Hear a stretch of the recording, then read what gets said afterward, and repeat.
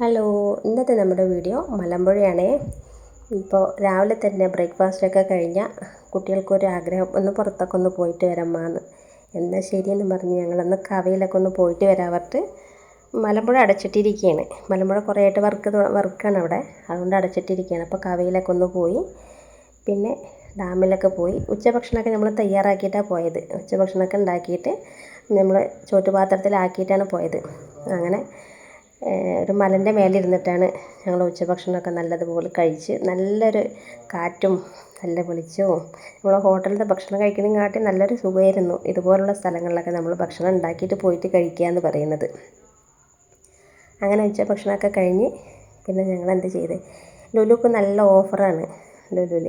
അപ്പം അങ്ങനെ ലുലുവിൽ പോയി കുറച്ച് സാധനങ്ങളൊക്കെ വാങ്ങി അങ്ങനെ നേരെ വീടെത്തിയ സമയത്ത് 5-5:30 മണിയായി. 5:30 മണിയായപ്പോൾ പിന്നെ ചായ വെക്കേണ്ട സമയമായി. അപ്പോൾ ചായ വെക്കാമെന്ന് വിചാരിച്ചപ്പോൾ എന്തെങ്കിലും കഴിക്കാൻ വേണമെന്നായി. അപ്പോൾ വീട്ടിൽ കുറേ ആയിട്ട് തുവരയുണ്ട്.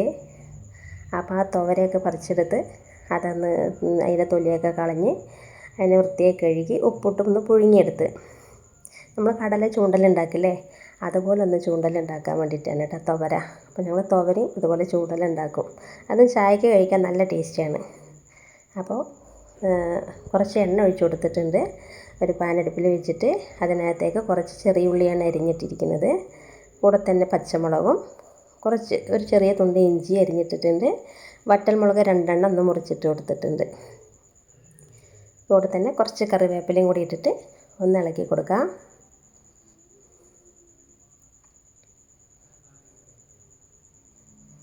പിന്നെ ചിരവിയ തേങ്ങ ഉണ്ടല്ലോ, കുറച്ച് ചിരവിയ തേങ്ങയും കൂടെ തന്നെ കുറച്ച് അരിഞ്ഞെടുത്ത തേങ്ങയും കൂടി ഒരു കഷ്ണങ്ങളാക്കിയിട്ട് നമ്മളതിനെ തുണ്ടായിട്ട് അരിഞ്ഞെടുത്തിട്ട് ആ തേങ്ങയും കൂടി അതിലിട്ട് കൊടുക്കുക.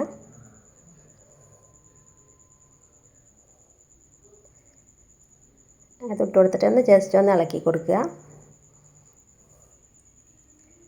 ജസ്റ്റ് ഒന്ന് ഇളക്കി കൊടുത്ത ശേഷം നമ്മൾ പുഴുങ്ങി വെച്ച തുവരയുണ്ടല്ലോ അത് അതിനകത്തേക്ക് ഇട്ടിട്ട് നന്നായിട്ടൊന്ന് ഇളക്കി കൊടുത്തിട്ട് ഒരു 5 മിനിറ്റൊക്കെ ഒന്ന് അടച്ച് വെച്ചിട്ട് ഒന്ന് നല്ലൊന്ന് എല്ലാം കൂടി യോജിക്കുന്നത് പോലെ നന്നായി ഇളക്കി കൊടുത്ത് ഒന്ന് 5 മിനിറ്റ് ഒന്ന് ചൂടാക്കിയെടുക്കുക.